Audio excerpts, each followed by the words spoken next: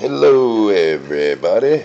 What we have here today is, well, later on I'm going to open these 3 packs of Flashback Series 3. They feel heavy, and it's just me though. And I got a hot pack of that. I'm sure it'll be wrestling mat. And what we have right this second is Walking Dead Hot Pack Dog Tag. Guaranteed authentic costume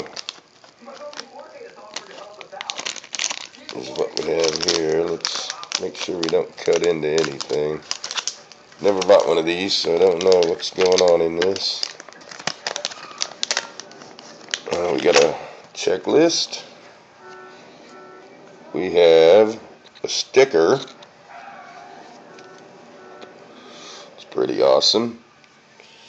Burning down the house. And then we have the accessories. And it looks like a piece of Shane's clothes. Look at that tiny little piece. Normally I wouldn't open these, but I'm going to open it to show on the video.